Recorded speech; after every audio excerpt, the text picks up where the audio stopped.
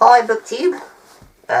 Today I'm going to do a little review of the Lightbringer Series by Brent Weeks.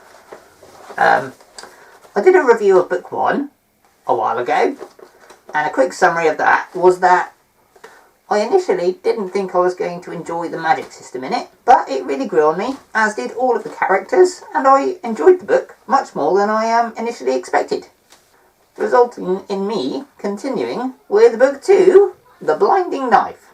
And I would say The Blinding Knife was the strongest book in the series of the ones I've read.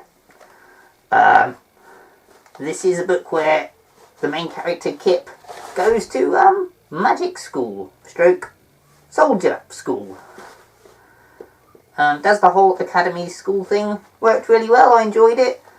And the whole time you've got the Prism, Gavin Guile, doing his thing. Very good book. So I moved on to book 3, The Broken Eye. And this was the weakest book in the set. It got much deeper into the politics and theology of the world. In itself is not a problem. I quite often enjoy that sort of thing. But in this example it seemed to come at the expense of action. This was a bit of a boring book. Not terrible, but certainly not as good as the first two.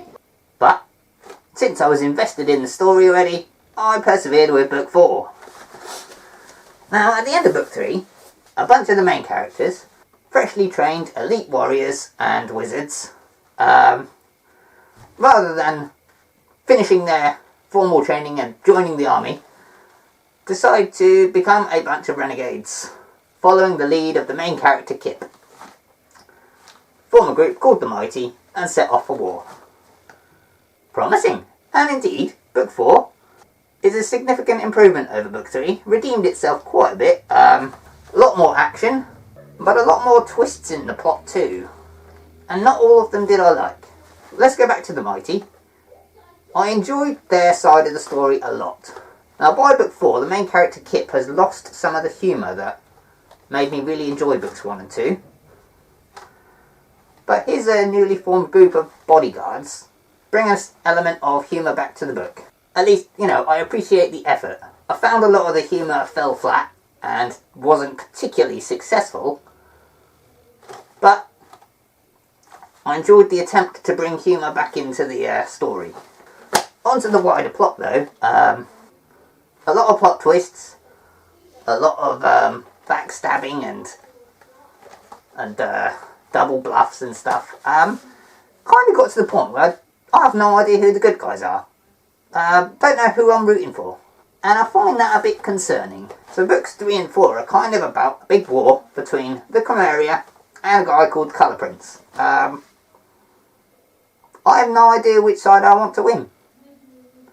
The Colour Prince, his goal is to bring down the Chimera, which is the head of a civilization based on slavery.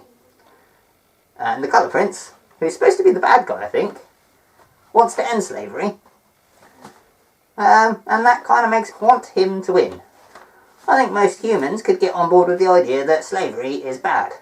So, in my mind, kind of the Colour Prince is the good guy.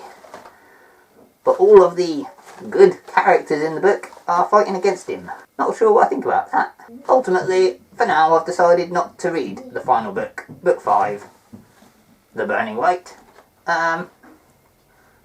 Let me know what you think of that if you've read it, whether it's worth going on to read. For now,